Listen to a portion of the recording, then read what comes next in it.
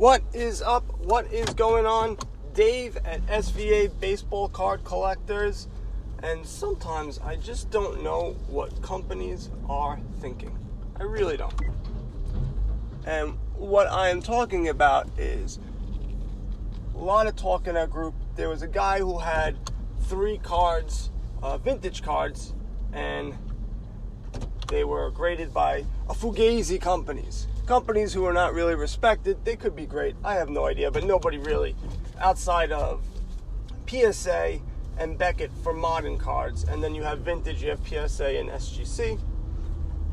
Outside of those guys, everything else is really looked down upon. SGC has a deal where for $10 they'll take your card from any other card company and re-slab it in theirs, and they'll grade it. I think I think it's $10 or $11, and then they had some strange wording where it wasn't clear, like if it gets graded higher, you gotta pay more money. It seemed a little, long story short, it's not very clear. Why should you be paying more money if it grades higher? Well, grades lower. Grades lower, they say, hey, we'll leave it in the slab. Maybe you want it. You still want it. And they have like a minimum. So, minimum I want is, if it comes back less than a 5, then, it shows a 7, it comes back a 5, I don't want it. Keep it in the original slab. Now, they're trying to persuade PSA and Beckett people to come over. That is not the way to do it. That's just, I don't know.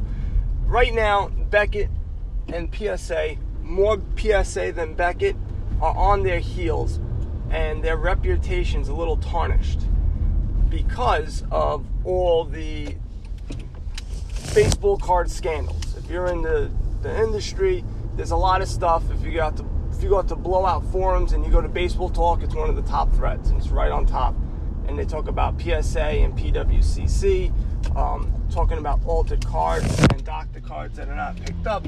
And PSA basically said, hey, we do thousands where we can't catch thousands of them. This is a small, isolated group that we caught. And the issue isn't that, companies do make mistakes, and I'm sure some things do get through, but it's how it's getting through. It seems like there is, people are in cahoots, and it's certain people that are sending stuff in and always getting these graded better. Same thing with Beckett. There's a guy who seems to always get black labels, which is very difficult. And I think there are some instances where cards have been altered and people are, pick them out on Beckett. I'm not 100% sure on that. In either case, SGC is being moronic. They're being moronical. Because you have a prime opportunity to take market share, to take work from them. PSA doesn't care because they know you're going to go to them because they have, their reputation's pretty good for the most part. And recently, past couple of years, it's been taking its hits. Right now, you have this opportunity where you can take advantage of it. They have a thing where you can re-slab it, and they make it so difficult, the reading of it makes no sense. It's $11. Whatever it is, it is. If it goes higher and goes lower, it is what it is. There's no additional fee. What are you doing? It's just stupid. Oh, we need an additional fee because if it grades higher, we need to get more money. You're being asinine. It's stupid. Right now, what they should be doing, they should go, for the next 2 weeks, we're going to grade everything for free. All modern cards. Because right now, vintage-wise, they're on point. Nobody goes to them on modern cards. I would think it's a prime opportunity to make a lot of money. If you flood the market with SGC cards, people are going to go, hey, they grade tougher, which is what they're known for. And now they're doing modern cards. I didn't know that. And maybe your cards can get similar prices to PSA. You got to start somewhere. But instead, they have on their website, they're not doing autographs anymore on cards. They're not authenticating that. What are you doing? And then they go, we have some exciting things coming up. Stay tuned. What exciting things could you possibly have in grading cards or grading autographs? There's nothing exciting about it. Nobody is going into a room and going to, hey, it's Sunday. You know what that means? Authentication day. I'm going to watch 2 hours of this stuff. Nobody cares. No one's going to watch a video. No one's going to do anything. There's nothing exciting about it. It's not an event. You have a prime opportunity to hit PSA and Beckett in the wallets. And the reason why I'm adamant about it is because it's good for everyone. What do you think would happen if all of a sudden all these bulk, these guys who send bulk to PSA, and not Beckett as much, well, they do the Beckett too, and they go, I'm going to go SGC. Sorry, I don't trust you guys. You're not doing right by me. What do you think would happen? Do you think prices would go up, or do you think prices would go down? It's just logical. More competition means better prices for us. And they have a prime opportunity to take advantage of it, and they're just being stupid. It's just stupid. How do you not, we're done authenticating autographs for modern cards. And it's literally for the exact place where they can make the most money because they're not doing that much of it. They're doing vintage. Vintage they're very strong at, which is fine. I'm not saying to do anything with vintage, but with modern cards and for cards that are graded in other slabs, make it simple. Make it easy. Okay, so let's just say, you say for 2 weeks, we're going to do them for free. You'll lose out a ton of money.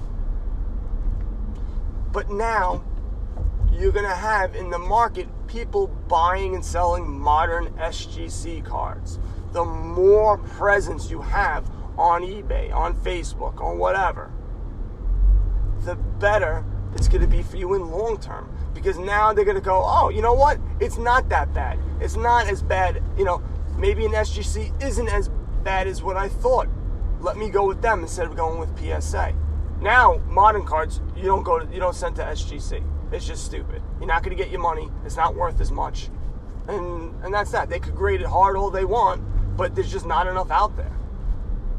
So it's just a dumb move. I'm just really upset and annoyed about it. I really am. Because, like I said, competition brings better pricing, better service. And right now, PSA and Beckett are on their heels a little bit. They are. And for them to say, no, they're not. PSA takes it like, don't worry about it. We know what we're doing. Don't worry. Trust me. They're going with the government approach because they know everyone's going to be sending their crap anyway because we have no marbles. No marbles. Now, I'm going to sidetrack a little bit from SGC to I have always been a big proponent of buying and selling and flipping baseball cards. But I wouldn't be true to myself if I didn't see other opportunities. Now, what am I talking about? If you're flipping, what do you want to do? You want to put money, just like stocks. Right now, what cards are going to be the cheapest right now? What's the off season? I'm waiting for an answer as if someone's going to say something in the car. Football cards. It's the off season. Nobody's thinking about football as much except for the Jets because they're pretending to, find a general manager, but they get to screw that up because they screw everything up that they do. But the investment opportunity right now is in football cards. For me to just, and I do focus, channel will focus mostly on baseball cards, but at times I think I may now but talk a little bit more about other cards. I don't know diddly poop, excuse my language, about the other sports. I know the players, but I don't know which cards. Like, I wouldn't know what the rookie auto of Baker Mayfield or Sam Darnold. You know, I know Panini is Contenders. I hear it and I see the cards, but I don't know, is that the one? Like, I know the Luka Doncic from basketball, you had that optic, I don't know, had black labels on the side, the silver prisms, that's what they are. And so I figured, I go, all right, so that's the Bauman. I'm trying to figure out what the Bauman is. But if you're flipping and you're looking for the best opportunities to put your money to buying outside of baseball cards,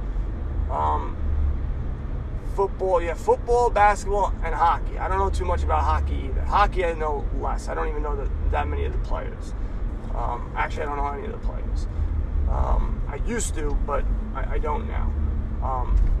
But if you're doing investments in sports cards and you're looking to flip and you're looking to find, you want to buy it at its low point, buy low and sell high. It's very simple. So right now, what's going to be at its lowest point? You guessed it, football.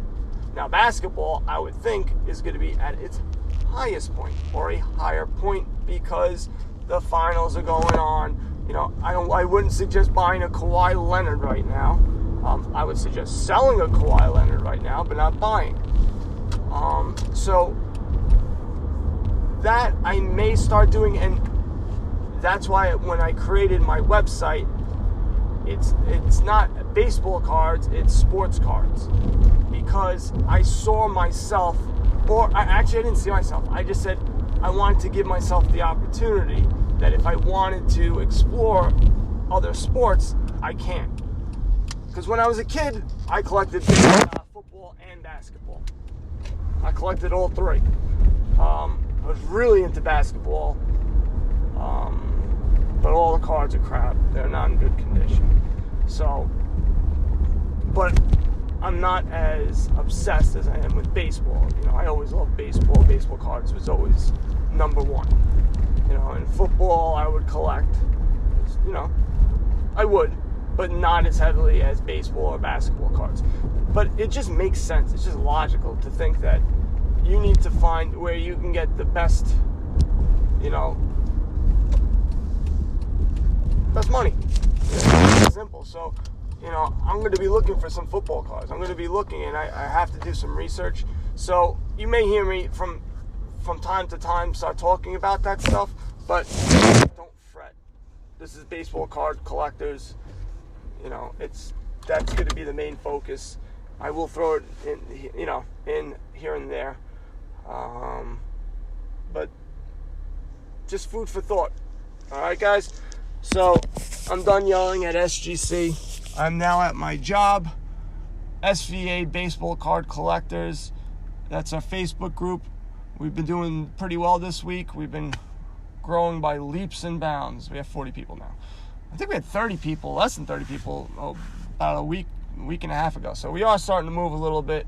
It's good information is being traded back and forth, especially if you're just learning and you want to ask questions and you're afraid to ask other groups. This is the perfect place to do it. SVA BB Collectors on Instagram. I'm also on Twitter.